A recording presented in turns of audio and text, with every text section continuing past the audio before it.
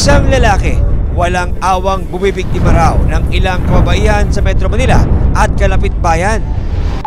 Ang kanyang modus, mag-book ng mga freelance massage therapist.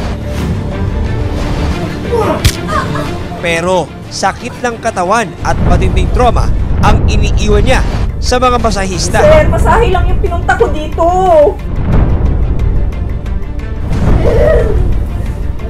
Tama na! Paano matatapos ang paghahasik ng lagim ng suspect?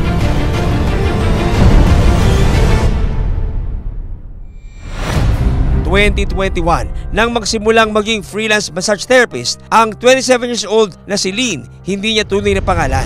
Sa loob ng 3 taon, ito ang naging trabaho ni Lynn para suportahan ang kanyang 4 na anak. Kumbaga kasi maiipon mo lang naman siya sa isang linggo kasi in 1 week hindi rin naman lagi ka magkakaroon ng kliyente. Ang lang naman po doon is hawak mo yung oras mo. Pero lingid sa kaalaman ni Lynn, ang hanap buhay niya palang ito ang maglalagay sa kanya sa bingit ng kamatayan. Kwento ni Lynn, bandang alas 5 ng hapon ng March 21, 2024, isang kliyente ang nag-book sa kanya ng masahe sa pamamagitan ng social media. Pagka-send niya po ng mga details, tapos yung number niya kung saan siya tatawagan, kasi kailangan na i-confirm ko muna. Maayos mo siya kausap. Nag-text siya na nagpapabili siya ng sigarilyo. Sabi ko sa kanya, sige po.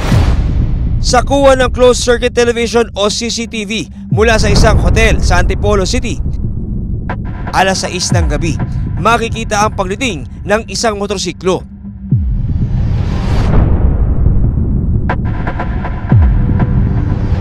Ilang saglit pa, dumating na rin si Lynn sa hotel. Sir, yung pinabili ninyo, ito na. Yan ang gusto ko. Masunurin. Sir, yung service po ninyo, kombi ng Swedish, shiatsu, tsaka reflexology, tama po ba? Oo. 1K po yun.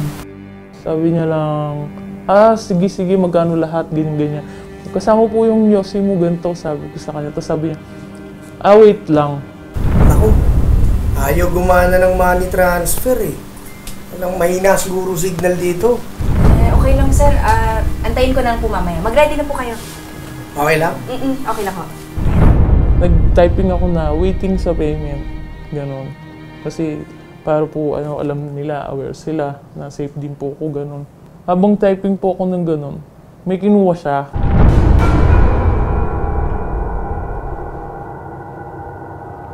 Pero ikinagulat ni Lynn ang request sa kanya ng lalaki. Huwag kang kikilos. Sir? Ha?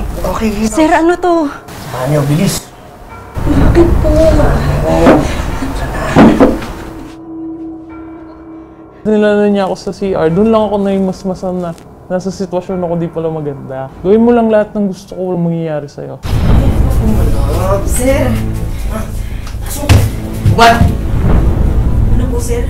Ubad. Ano kung ubad? Tatawaran ko sa ito. Ubad! Sir? Maligo ka. Ano? Uulitin ko pa ba? Maligo ka. Sir? Sir!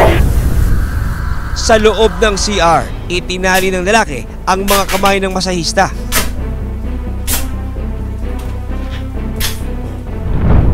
Matapos maitali ang biktima, hinila ng suspect si Lynn pabalik sa kama.